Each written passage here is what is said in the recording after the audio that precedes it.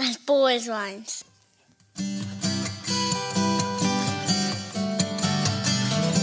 As bold as lions.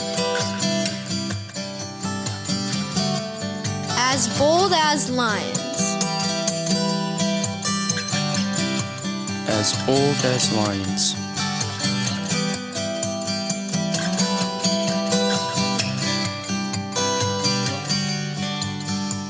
You're listening to the As Bold as Lions podcast.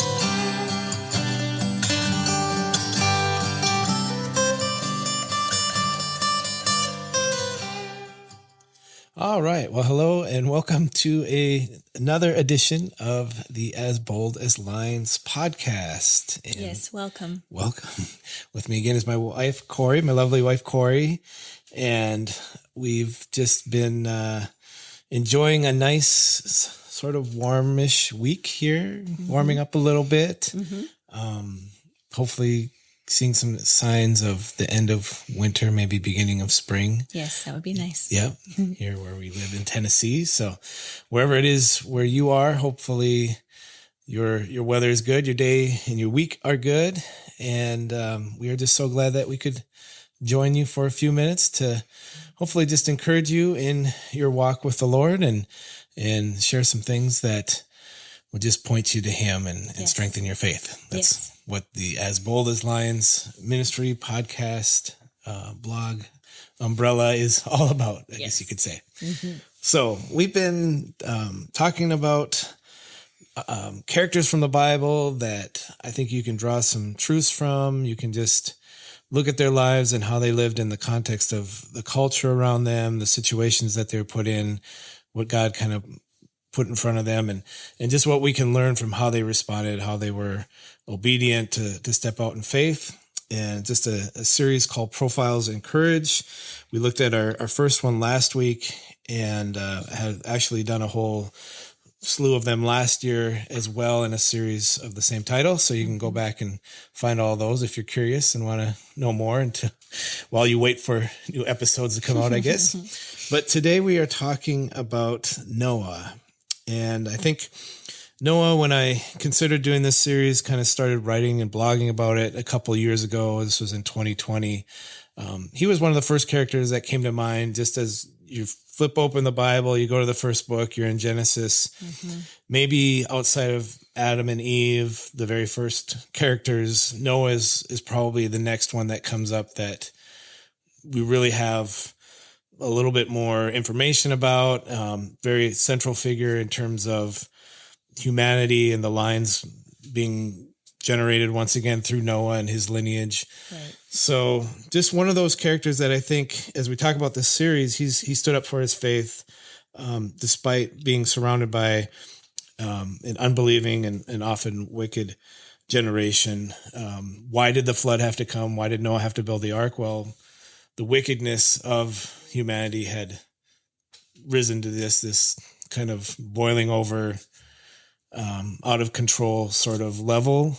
And God just kind of said, that's it. I'm done. I'm going to start over. And, so Noah was his man that he chose. And, I guess if we can make that leap into 21st century, we maybe don't see a lot of differences between his day and our day in terms of just the way the culture is right now. And, and some of the things that we see around us, there's just rebellious nature and attitude against God.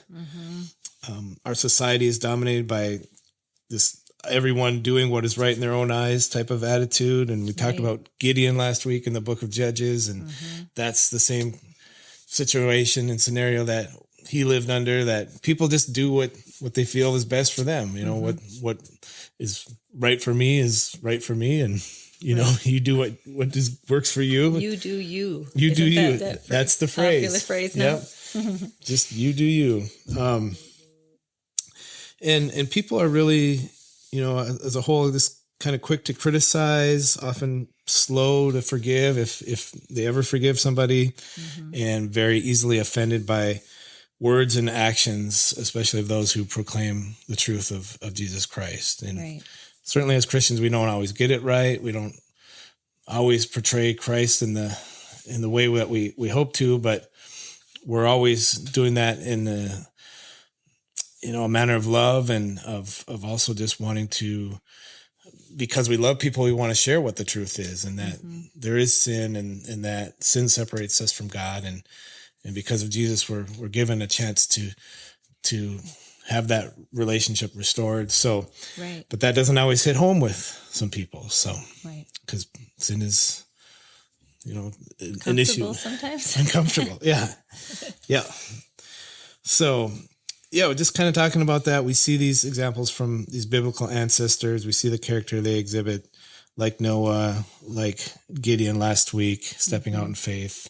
Others that we've talked about, Esther and David and so forth. And just saying, I want a heart like that. I want to serve you like that, Lord. I want to be willing to sacrifice everything, even if that means, my own reputation, my own comfort, whatever. Right. Talking about being as bold as lions, that means we have to step out, that we can't just kind of stay on the sidelines and be comfortable. And as we talk about Noah today, like, he definitely felt that pressure going out and doing something just audacious for God, just something big that probably had never been seen before in humanity up until that point. And so as I began diving into this series a couple of years ago, talked about Genesis being the first book of the Bible. We know Adam and Eve commit this sin in the garden. That sin causes them to be separated from God. They're removed from the garden. The curse basically that comes as a result of that. And so man really doesn't know any of that type of relationship with the Lord because of our sin. Right. Like Adam and Eve are kind of the only ones privy to that experience and what it was like before and what it was like after. But the rest of us live in the aftermath of it. And Noah's generation, in verse 6, chapter 6, verse 12 of Genesis, it says, God saw the earth, and behold, it was corrupt, for all flesh had corrupted their way on earth.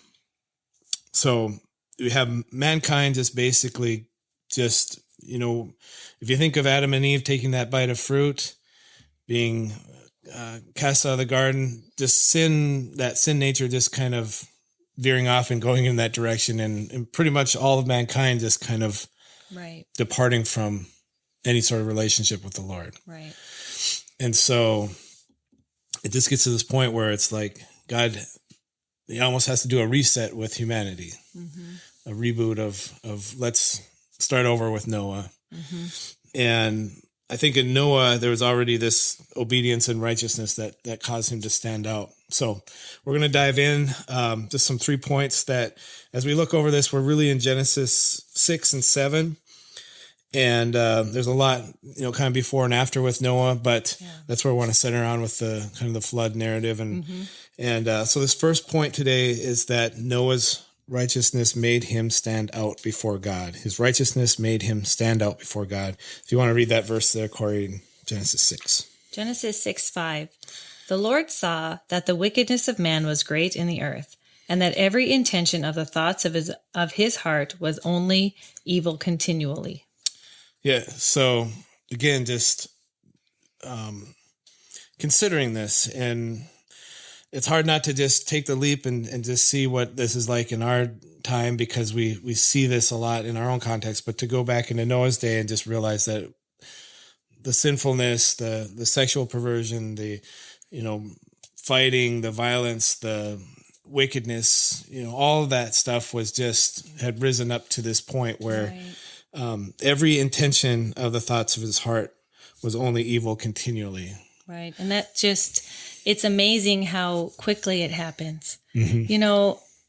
Apart from the Lord, how quick people always have this idea of themselves that they're pretty great person. Right. I'm a pretty good person, Yeah. But you're not. We're only in chapter 6 of the Bible, and we're already needing to wipe out humanity. Right. Like how quickly we fall when we try to do things on our own power. Yes. And probably some of that pride just setting in, because you do think, well, we we can handle this. We can get along fairly well. And is the Tower of Babel before or after this? I think it's after, isn't it? Because then, no, before? I'm going to say it's before. Yeah. Because that's another point at which it's like man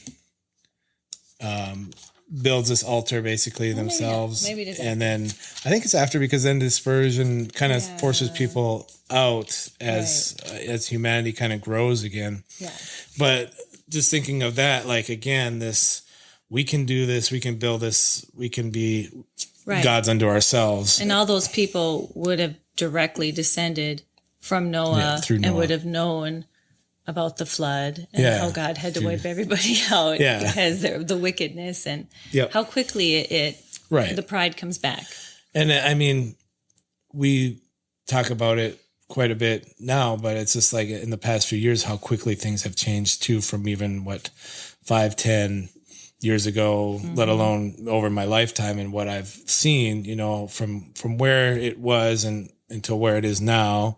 And if we were to talk to like our parents or our grandparents, just this whole scope of this, and it feels like it's almost on an acceleration now, where it's like this exponential curve of wickedness, evilness, that's just kind of like, all right, we're getting to this Noah like stage, early Genesis type of situation in the world. And, we have to realize that God doesn't just kind of keep that on the down low forever. Like, he's going to eventually deal with it, has to.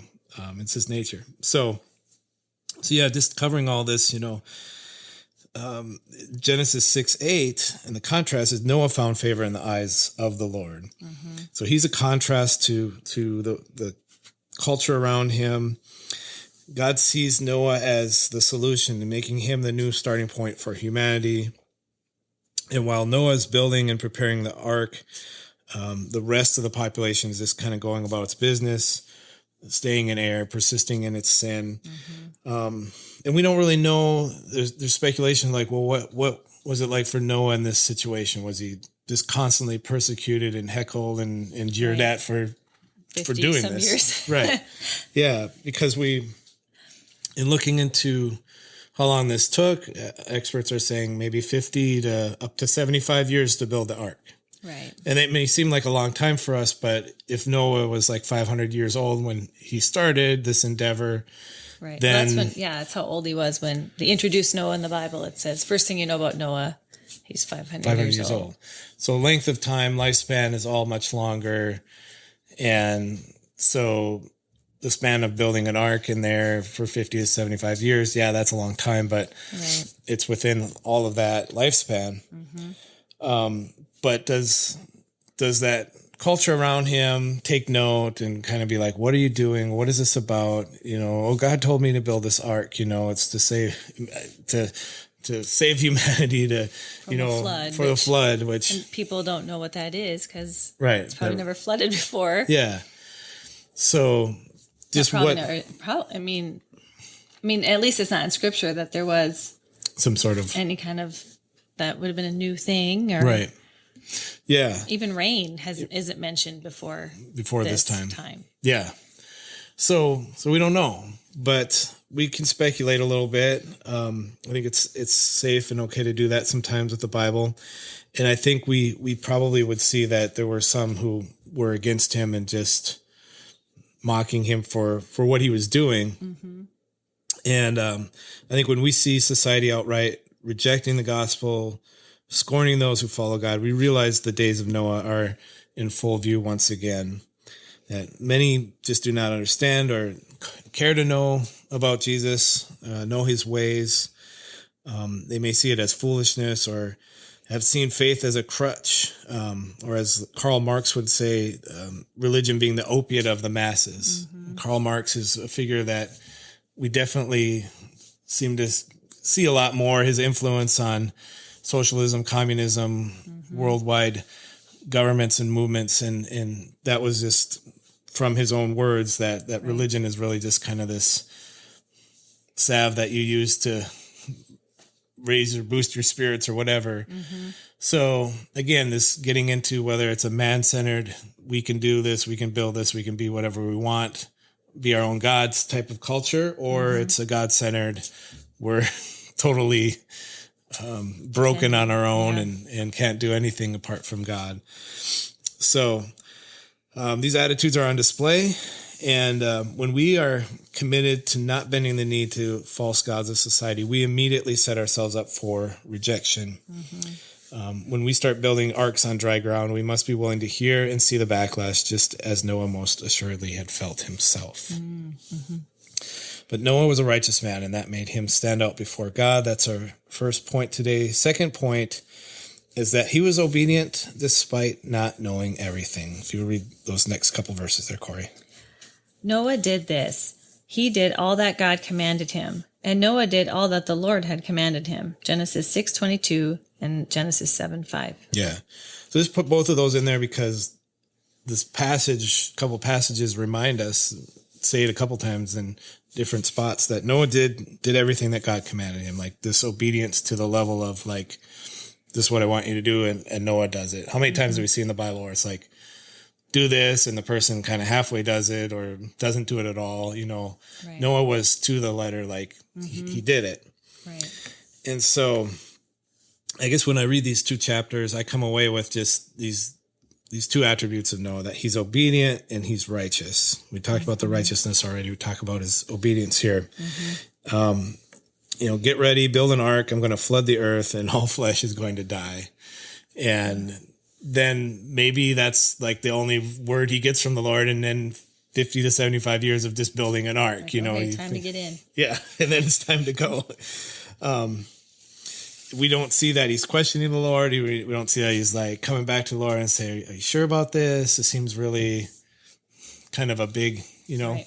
But I also think that Noah maybe had this understanding of just how dire the situation was, and whether or not the flood happens today, next week, I had to wait till the ark was completed, obviously, but kind of into our own context again, like we understand the situation is pretty dire down here, and we're like, God, you can come back anytime you want. Right.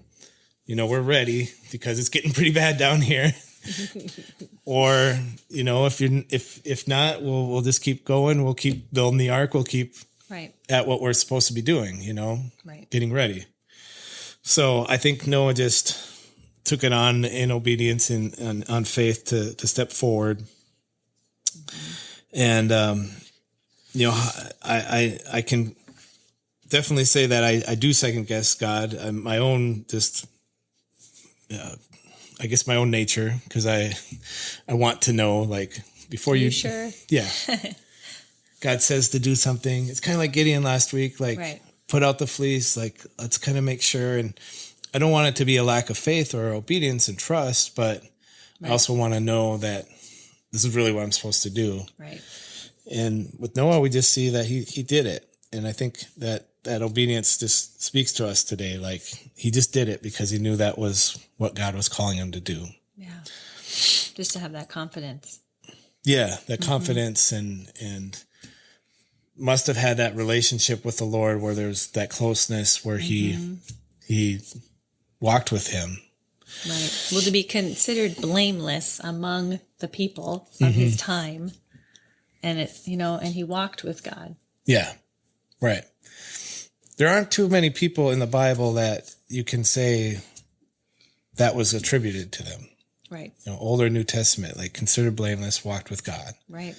And we know, like, if we kept reading about Noah, there's some stuff that comes up, but overall, just a righteous man, and why he's chosen is because of that character. So, moving a little further, just want to make sure I cover my ground here, but that obedience, that can be one of the hardest parts for some of us to follow God to that. Well, sometimes obedience can be lonely. Yes. Especially if everybody thinks you're crazy. Right. Obedience can be lonely. And I think we suffer from that a little bit more now because I think there's a splitting in some of the ways Christians are reacting to the world. Yeah. And some of us just want to keep playing it safe and saying it's going to be okay. And, I don't want to rock the boat too much. But if you step out and you kind of get attacked or you get, take some blows, then it's like, oh, I don't want to do that. I don't want my reputation to suffer. I don't want to go down that path. And like you said, it can be lonely. Yeah. I think there's a lot of lonely Christians just picking up the battle every day, putting it on the armor. And they're lonely maybe with relationships with people, but if you're like Noah, then you're walking with God. Right. And So, there's no loneliness in that. Exactly. Yeah. Loneliness and they might not even feel like lonely because they're like, I know what I'm doing. Right. Other people might be like, man, he's just out there doing his own thing or whatever, but I have a lot of respect for that. Mm-hmm. So we move into our third point here, just about Noah, that his righteousness leads God to spare his life. If you want to read that verse for us. Genesis 7:1. Mm-hmm. Then the Lord said to Noah, "Go into the ark, you and all your household, for I have seen that you are righteous before me in this generation." Okay. So now we're at the point where the rain's going to come, 40 days and 40 nights of rain, right? Right. 40 days, 40 nights of rain. Everything floods. But it's interesting in this verse is that I've seen you are righteous before me in this generation. Mm-hmm. So God again saying, I see that, and you've built this ark. Go into it now, and I'm going to shut the door, and you and your family will be spared. Right. And from what we know, it's just Noah, his wife, and his 3 sons and their wives. Right. And then all the animals. And all the animals to take care of. So just that statement that's everybody else dies. I don't know how many thousands, millions of people on the earth at this time. Right. There's probably, if we looked into this more, Answers in Genesis, Ken Ham, those types of guys that study the ark, study Genesis, all these things, they may have a number of that, but just, the entire portion of humanity alive at that time wiped out. Right. And just what Noah and his family went through. I mean, they know these people are wicked, but it's still awful hard when they're, I mean, they had to have been pounding on it at some point, wanting in. Right, at some point, like, save us. Yeah. Yes. Just incredible. But, like we mentioned a little bit here, Noah, was still human. He still made mistakes. He and us, as we're talking about our own righteousness, we're not righteous on our own. Right. We mess up, we sin, but it is the blood of Jesus Christ that covers us. And then when God looks upon us and we've professed Christ as our Lord and Savior, he doesn't see our sin. He sees Jesus' blood that covers over us. And for that reason, we are saved. So Noah had this righteousness prior to Christ, and that pointed to the eventual sacrifice, Jesus going to the cross. And the flood was God's means to show that he is both loving and just. He loves Noah and spares his life. Some people would say, wow, how can a loving God just do that? But he did love. And then, he rewarded Noah's obedience, that Noah loved him and was obedient. God rewarded him and spared his life. And I would assume other people that wanted to be saved, other people that wanted to get on the ark, the door was open, the time was there. And even as the rain starts coming and this is not, it's kind of trickling down and then the waters start coming up, you still have that opportunity, but you say no. And, and so, the end result is that Noah's family line is the vessel God uses to repopulate the whole earth.